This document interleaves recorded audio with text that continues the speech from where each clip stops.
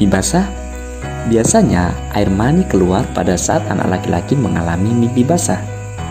Apa sebenarnya air mani itu? Yuk kita bahas. Tanda bahwa sistem reproduksi pada laki-laki telah matang adalah keluarnya air mani dari penis.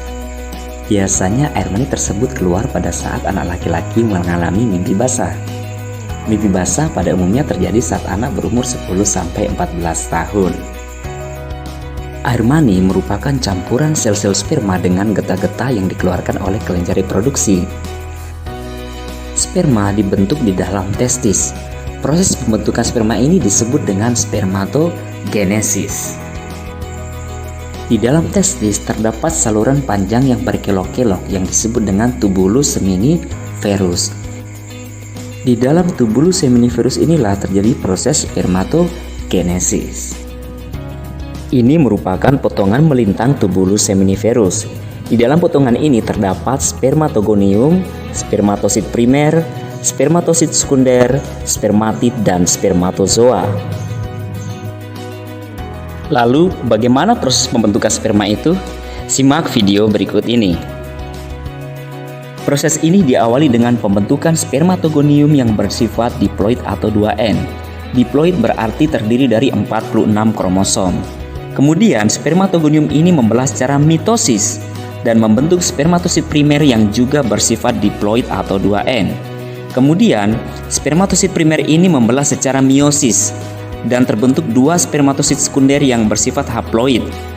Tiap spermatosit sekunder melakukan pembelahan meiosis kedua dan menghasilkan 4 spermatid yang bersifat haploid.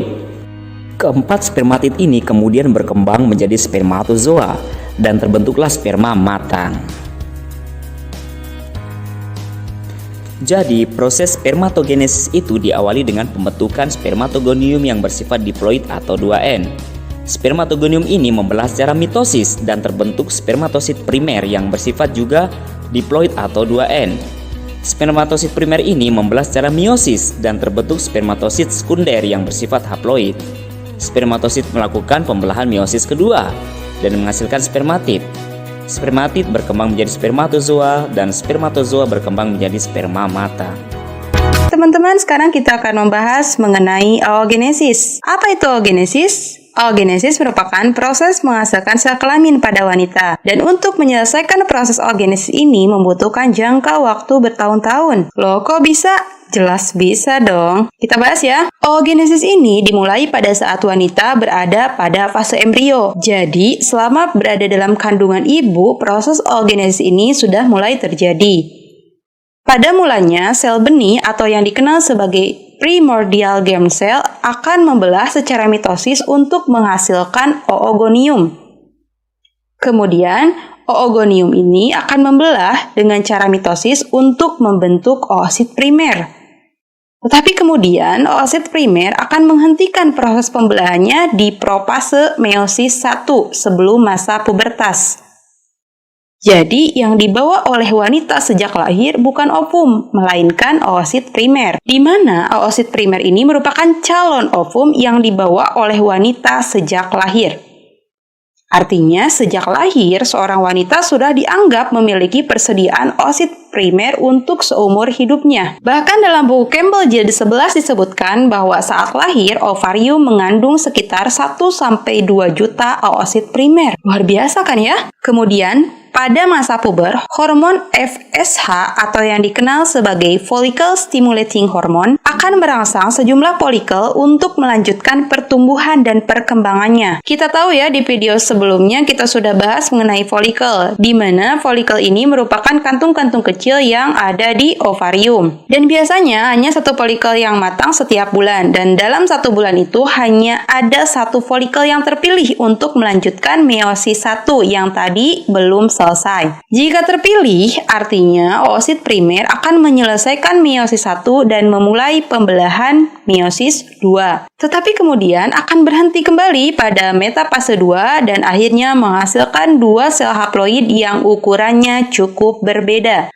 Sel yang lebih kecil disebut sebagai badan polar pertama. Beberapa sumber menyebutkan bahwa badan polar ini kemungkinan akan membelah lagi, kemungkinan juga tidak. Pokoknya, mau membelah ataupun tidak, yang jelas badan ini akan tetap mengalami degenerasi. Dan sel yang lebih besar yang mengandung hampir semua sitoplasma oosit primer disebut dengan oosit sekunder. Kemudian, oosit sekunder akan dilepaskan pada saat ovulasi. Jadi yang dilepaskan saat ovulasi bukan ovum, melainkan oosit sekunder. Hanya jika sperma menembus oosit sekunder ini, maka meiosis 2 akan dilanjutkan. Jika penetrasi sperma benar-benar terjadi, artinya oosit dengan cepat akan melengkapi meiosis 2 yang tadi terhenti di metafase dan akan menghasilkan satu sel telur besar yang dinamakan dengan ovum dan menghasilkan badan polar kedua yang sangat kecil. Karena tidak memiliki sitoplasma yang mengandung nutrisi, badan polar ini akan mengalami degenerasi dan mati.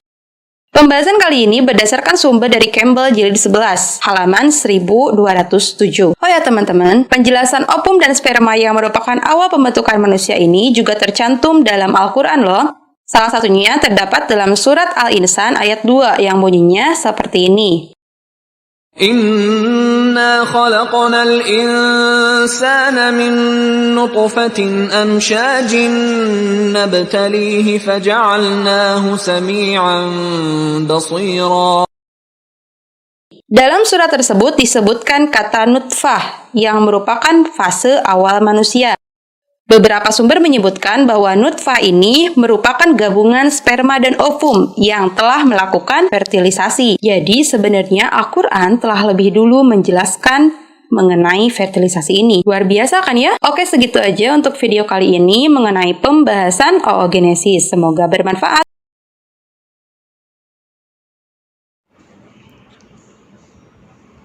Sel telur yang dihasilkan ovarium akan berjalan melalui tuba Fallopi.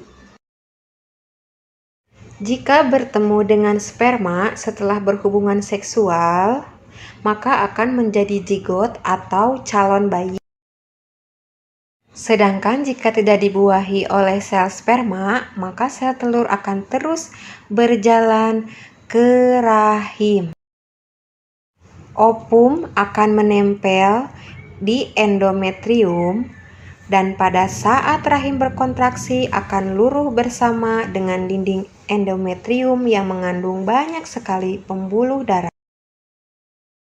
Nah, peristiwa inilah yang disebut dengan menstruasi, keluarnya darah dari vagina wanita. Darah yang akan dikeluarkan saat menstruasi berkisar antara 20-60 cc dengan lama menstruasi sekitar 2-7 hari.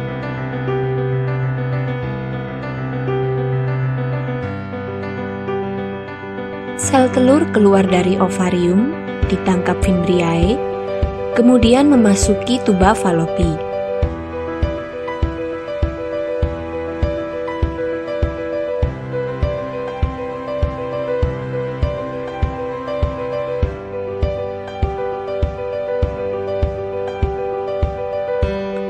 Jutaan sperma dihasilkan dalam sekali ejakulasi saat puncak senggama. Sesaat setelah dipancarkan di dalam mulut rahim, sel sperma bergerak ke rongga rahim untuk mencari sel telur yang matang dan siap untuk dibuahi. Dari jutaan sperma yang dipancarkan, hanya beberapa yang dapat bertahan hidup mencapai indung telur, dan hanya satu yang dapat mencapai dan hidup di indung telur. Sperma kemudian mempenetrasi ke dalam sel dinding telur, kemudian mengkombinasikan materi genetiknya dengan sel telur dalam proses yang disebut pembuahan. Sel telur yang telah mengalami pembuahan selama perjalanannya menuju rahim, zigot akan mengalami beberapa perubahan.